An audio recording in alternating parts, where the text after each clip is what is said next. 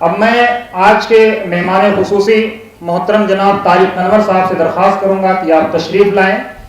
दोस्तों, तारिक अनवर कोई मोहताज तारुफ नहीं है, हिंदुस्तान ही नहीं पूरी दुनिया इनको जानती है।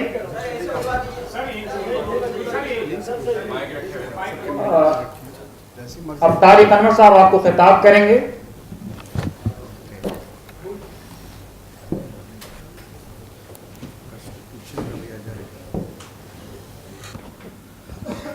मोहम्मद अहमद साहब जो वतन समाचार के एडिटर भी हैं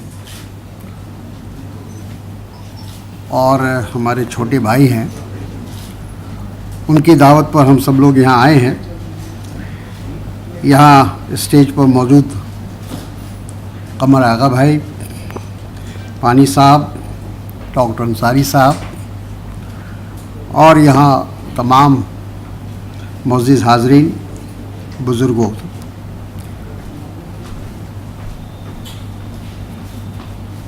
ये जो मौजू है आज का सोशल मीडिया के बारे में हम सब ज़िक्र कर रहे हैं। अभी मुझसे पहले पानी साहब ने, कमर आगा साहब ने और अंसारी साहब ने भी मुख्तसर में सोशल मीडिया की क्या अहमियत है आज के दौर में और किस तरह से वो हमारी ज़िंदगी में समा चुका है, इसका ज़िक्र अभी हुआ। ये भी सही कहा गया कि ये दोधारी तलवार है। जिस तरह सिक्के के दो पहलू होते हैं, उसी तरह हर चीज़ के दो पहलू होते हैं। सोशल मीडिया के भी दो पहलू हैं, अच्छे हैं, बुरे हैं। दोनों पहलू पर अभी रोशनी डाली गई है। मैं उन बातों को दोहराना नहीं चाहता। सोशल मीडिया पर मेरा बहुत गहन अध्ययन नहीं है। मैं भी आम शहरी की तरह, आम नागरिक की तरह थोड़ा बहुत उसमें दिलचस्पी रखता हूँ, जो हमारी ज़रूरत को पूरा करता है। लेकिन जैसा अभी लोगों ने कहा कि इसकी अहमियत दिनों दिन बढ़ती चली जा रही। उसकी एक वजह ये भी है कि आज जो प्रिंट मीडिया है, यहाँ पर हमारे प्रिंट मीडिया के बहुत साथी होंगे, इलेक्ट्रॉनिक मीडिया के साथी होंगे। ये बात जो आम तौर पर लोग महसूस कर रहे हैं कि जो कहा जाता है और हकीकत भी है कि हमारी जमहूरियत में, हमारे लोकतंत्र में मीडिया की एक बहुत अहम भूमिका है, बहुत अहम जिम्मेदारी है। हम अक्सर ये बात कहते हैं कि लोकतंत्र के 4 स्तंभ होते हैं, जिसमें विधायिका होती है, एग्जीक्यूटिव है, न्यायालय है और जिसको चौथा स्तंभ हम कहते हैं वो मीडिया है। आज हर व्यक्ति के दिमाग में एक प्रश्न है, एक सवाल है कि क्या मीडिया अपनी भूमिका निभा रहा है? क्या वो अपना फ़र्ज़ सही मानों में निभा रहा है? जो जमहूरियत का तकाज़ा है, जो लोकतंत्र का तकाज़ा है, क्या उसको वो पूरा कर रहा है? तो कहीं ना कहीं आज हम सब ये महसूस करते हैं कि हमारे देश का मीडिया संदेह के घेरे में है, संदेह के दायरे में है। अभी और लोगों ने भी कहा जैसे कि आज जो अखबारों में जो चीज़ें आती हैं, ख़ास तौर पर प्रिंट मीडिया में हम देख रहे हैं और इलेक्ट्रॉनिक मीडिया में भी देख रहे हैं कि एक तरफ की बातें आ रही, एक तरफा बातें जा रही, दूसरा पक्ष बिल्कुल नहीं आ रहा है। तो ये जो एक क्यों ऐसा हो रहा है, ये एक बहुत बड़ा सवाल है। क्या लोग खौफजदा हैं, डरे हुए हैं, या कहीं ना कहीं से मैनेज है? मैनेज का मतलब बहुत कुछ होता है। तो ये बात आज धीरे धीरे लोगों के दिलो दिमाग में गिर रही है कि जो सच्चाई है, देश के अंदर जो घटनाएं हो रही हैं, जो वाक़यात हो रहे हैं, जो पॉलिटिकल घटनाएं हैं, जो अनरेस्ट है, चाहे वो किसानों का मामला हो, चाहे वो नौजवानों की बेरोज़गारी का सवाल हो, करप्शन की बात हो, अभी रफ़ाल को लेकर बहुत कुछ चल रहा है, लेकिन वो तमाम चीज़ें जिस तरह से आनी चाहिए वो नहीं आ पा रही। और इसलिए हम सब लोगों का फर्ज बनता है कि उसमें सुधार लाया जाए। ये आसान नहीं है। यहाँ पानी साहब बैठे हैं, बहुत सीनियर जर्नलिस्ट हैं, और भी लोग होंगे। तो इन लोगों को मैं नहीं समझता कि इनको कोई बताने की ज़रूरत है या समझाने की ज़रूरत है, लेकिन हकीकत यही है कि आज हम सब लोग इस चिंता में ज़रूर हैं कि कैसे जो हमारा लोकतंत्र है उसको कैसे सही ढंग से हम लेकर आगे चल सकें। और यहीं पर हम समझते हैं कि जो सोशल मीडिया है उसकी जिम्मेदारी शुरू होती है, क्योंकि जब प्रिंट मीडिया और इलेक्ट्रॉनिक मीडिया के जो परफॉर्मेंस हैं, जो कार्यकलाप हैं, उनसे अगर हम संतुष्ट नहीं हैं, तो फिर एक और माध्यम हमारे सामने आता है, वो सोशल मीडिया का आता है। और हमें खुशी है कि सोशल मीडिया उस जिम्मेदारी को निभाने की कोशिश कर रहा है। जैसा अभी कमर आगा साहब ने कहा कि आज एक मोबाइल फ़ोन में आज पूरी लाइब्रेरी उसमें समाहत है, और पूरी कुछ भी आप देखना चाहें, दुनिया की कोई भी खबर जानना चाहें, तो आप अपने मोबाइल के ज़रिए उसको हासिल करते हैं। तो ये एक अच्छी बात है कि लोग अब सोशल मीडिया की तरफ भी उनका ध्यान गया है, और ख़ास तौर पर जो पोर्टल पे हैं, जो व्हाट्सएप पे हैं या फेसबुक पे हैं, वो तमाम चीज़ें उनको काफ़ी हद तक मिल रही हैं। लेकिन वो जैसा आपने शुरू में कहा, हमारे एक नौजवान साथी ने, कि उसका दूसरा पहलू भी है। जिस तरह से जो डाटा है, जो उसका मिसयूज़ हो रहा है, सारी दुनिया के अंदर इस बात को लेकर काफ़ी बहस चल रही है आज की तारीख़ में। वो भी हमको देखना पड़ेगा किस तरह से आप लोगों को उसको फेस करना पड़ रहा है, उसका सामना करना पड़ रहा है, उसको भी देखने की ज़रूरत है।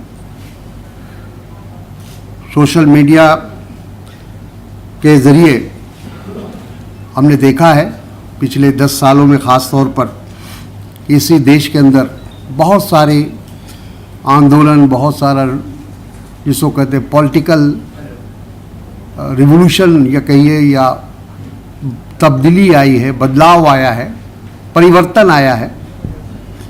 और आज राजनीतिक दल भी इस बात को महसूस कर रहे हैं कि बिना सोशल मीडिया के वो जो लोगों का जहन है उसको वो नहीं बदल सकते। और ख़ास के इस देश का नौजवान युवा पीढ़ी सोशल मीडिया का बहुत ज़्यादा इस्तेमाल कर रहा है और उससे प्रभावित है।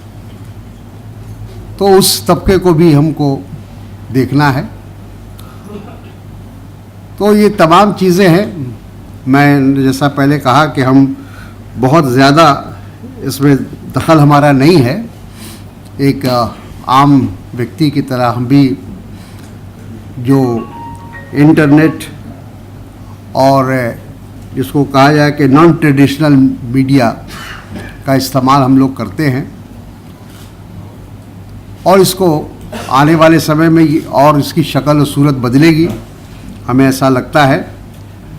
आहिस्ते आहिस्ते लोगों में अवेयरनेस भी आ रहा है। जिस तरह से कहा लोगों ने कि उसका मिसयूज़ जो हो रहा है, तो पाली साहब ने एक बात बहुत अच्छी कही थी अपनी तकरीर में कि हर चीज़ पर विश्वास जो न्यूज़ आती है सोशल मीडिया में या किसी तरह से, चूँकि उसका सबसे जो मिसयूज़ होता है वो अफवाहें फैलाने, और बहुत जल्दी लोग उस पर यकीन कर लेते हैं। कोई चीज़ें आई सोशल मीडिया पे, व्हाट्सएप पे, तो हम समझते हैं कि बिल्कुल ये सही खबर है।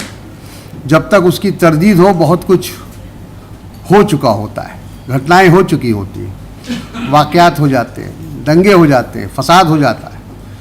तो ये जो एक इसका जो दूसरा पहलू है, इसको कैसे हम रोक लगाएं, कैसे उसको हम काउंटर करें, ये हम सबके सामने एक समस्या है। वक्तन फ़ौक्तन सरकार की तरफ से कुछ पहल होती है, कुछ जो इंटरनेट मीडिया से लोग जुड़े हुए लोग हैं, चाहे वो फेसबुक हो, व्हाट्सएप हो, वो भी उसमें कुछ तब्दीलियाँ करते रहते हैं, लेकिन तब भी वो वाक़यात और उस तरह की घटनाएं अभी भी हो रही हैं। हम लोग इस बात को भी देखते हैं कि कहीं कोई वाक़या होता है तो वहाँ फ़ौरन फेसबुक बंद कर दिया जाता है, इंटरनेट बंद कर दिया जाता है, ताकि उसका लोग नाजायज़ फ़ायदा ना उठाएं। तो इन सब चीज़ों को देखते हुए हमारा अपना ये मानना है कि सोशल मीडिया आज की इस दौर में एक रिवोल्यूशन तो ही है। कमर आगा साहब ने जो कहा बिल्कुल सही कहा, और इस रिवोल्यूशन का हम कितना फ़ायदा उठाते हैं ये हम पर मुनहसर करता है। और वक्तन फ़ौक्तन जो भी उसमें जो कमियां आती हैं उसको दूर करने की हम लोगों को कोशिश करनी चाहिए। और आखिर में मैं यही कहूँगा कि जो इस मुल्क के हालात हैं, उस मुल्क में सोशल मीडिया की बहुत बड़ी ज़िम्मेदारी है। ज़िम्मेदारी तो जैसा मैंने कहा कि प्रिंट मीडिया, इलेक्ट्रॉनिक मीडिया की भी है, लेकिन शायद किसी न किसी दबाव में, किसी न किसी वजह से वो अपनी ज़िम्मेदारी का निर्वाह सही ढंग से नहीं कर पा रहे हैं। तो इसलिए सोशल मीडिया की भूमिका यहाँ पर बहुत ज़्यादा बढ़ जाती है। तो उसका हम लोग कैसे जायज़ इस्तेमाल करें, यही हमारी कोशिश होनी चाहिए।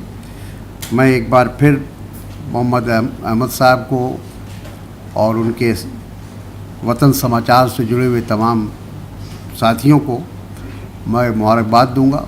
ये बात बिल्कुल उनके बारे में अंसारी साहब ने सही कहा कि बहुत ही मेहनती, ईमानदार, डेडिकेटेड जिसको कहते हैं, अपने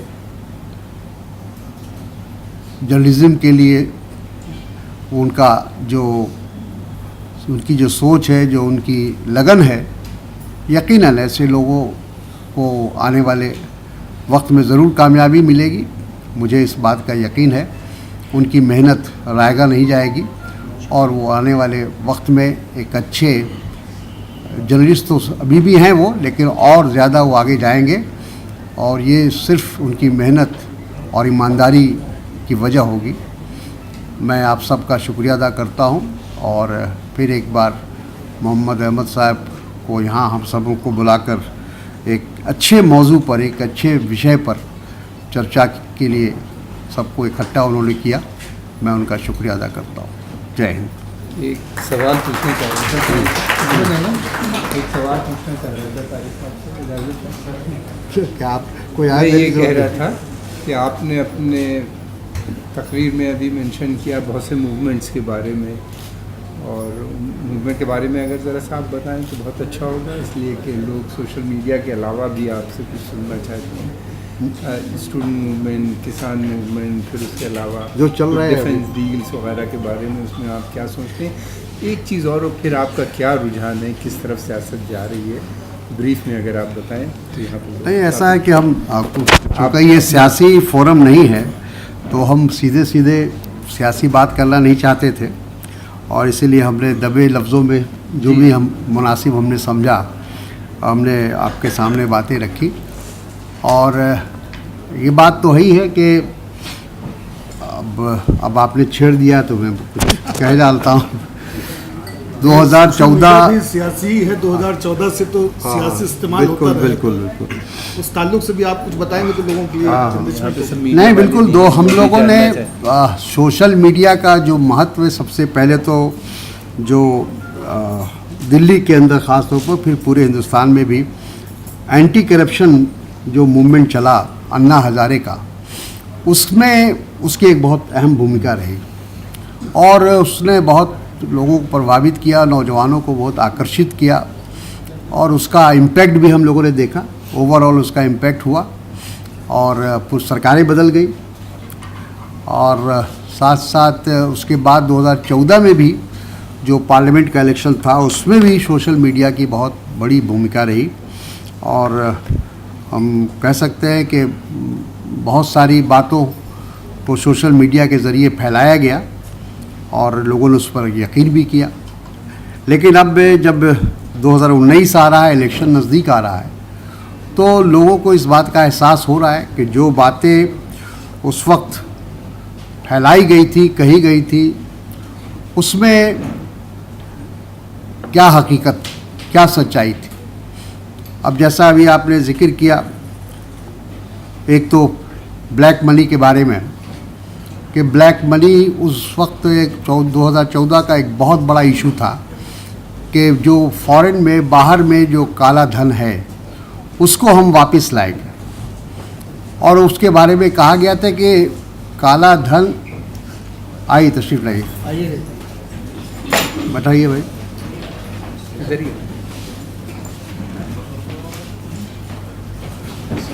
वालेकुम सलाम। काला धन इतनी बड़ी तादाद में बाहर है, ब्लैक मनी, कि उसके आने से हर व्यक्ति को या उसके खाते में 15 लाख रुपया अपने आप पहुंच जाएगा। और ये वादा था कि 100 दिनों के अंदर हम विदेश से काला धन वापस लाएंगे। लोगों ने यकीन किया। उसी तरह बेरोज़गारों को कहा गया कि हम हर साल 2 करोड़ नौजवानों को रोज़गार देंगे। नौजवान के सामने सबसे जो महत्वपूर्ण होता है उसका भविष्य होता है। उसको लगा कि हमारा भविष्य बहुत ही सुनहरा होने वाला है, उज्जवल होने वाला है, तो उसने भी यकीन कर लिया। फिर किसानों को भी ये कहा गया कि जो उनकी पैदावार है उसकी सही कीमत नहीं मिल रही है, अगर हमारी हुकूमत आएगी तो स्वामीनाथन की जो रिपोर्ट है, जो कमीशन की रिपोर्ट है, उसके आधार पर, उसकी बुनियाद पर हम किसानों की पैदावार की कीमत देंगे। तो ये तमाम चीज़ें, मतलब इसका औरतों को भी कहा गया, सिक्योरिटी के बारे में उनके। तो आज जब उसकी हम एक उसका जायज़ा लेते हैं या उसका आकलन करते हैं तो महसूस होता है कि जो बातें कही गई वो पूरी नहीं हुई। महंगाई के बारे में आज डीजल, पेट्रोल, गैस, उसकी जो हालत हम देख रहे हैं, कहा जा रहा है कि वो इंटरनेशनल मार्केट से जुड़ा हुआ मामला है। लेकिन जब इंटरनेशनल मार्केट में जब उसकी कीमत बहुत नीचे चली गई थी तो भी उसका फ़ायदा आम लोगों को नहीं मिला। और अब कहा जा रहा है कि अब उसकी कीमत कैसे कम की जाए, अब तो कीमत बढ़ रही है।